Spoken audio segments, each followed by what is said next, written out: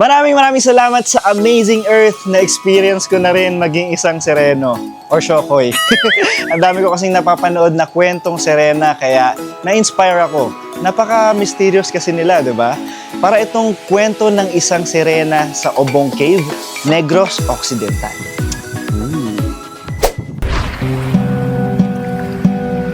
Sikat na pasyalan ng mga turista. Noon daw ay binibisita ng mga sirena.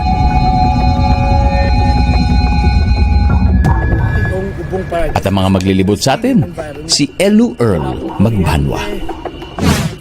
Ang may-ari ng resort na kinaroroonan ng mahiwagang kuweba. So dito na po tayo ngayon sa entrance ng kuweba ng Obong Cave.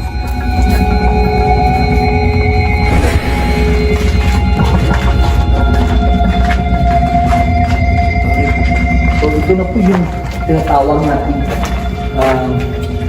Bat Cave, no? Yeah, this is the Bat Cave. Makikita po natin maraming paligid. Yan. So dalawa pong klaseng paligid yung nandito. We have the fruit eating saka yung insect eating bats. So ngayon po galing dito sa the Bat Cave, punta po tayo doon. So the next itinerary natin yung sa open na dry cave.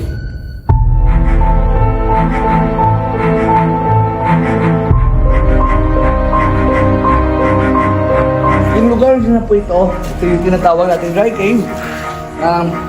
Malabo siya, walang tubig, yung tubig po nandun sa labas.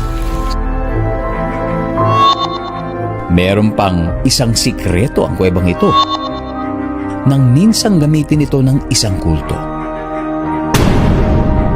Way back early year 2000. Kasi po akala nila yung nung year 2000 magigiba na po yung mundo. So dito sila nagtago. Ito po yung mga ginawa nilang mga parang church.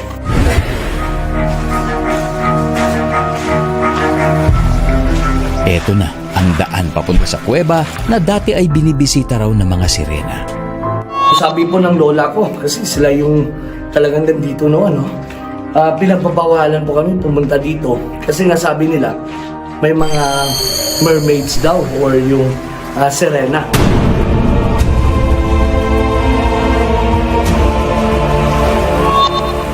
Pero ngayon, wala nang nagbabawal kung hindi. Iniimbitahan pa tayong pasyalan ang mga kuweba dito. Sir Dingdong Dantes po, maraming salamat sa pagbisita po ninyo dito sa Obong Cave, Obong Paradise, Dinubaan, Negros Occidental. Bisita po kayo dito. Marami po kaming exclusive content para sa inyo. Just visit gmnetwork.com/entertainment at i-follow kami sa aming official Facebook, Instagram, X, TikTok at YouTube accounts.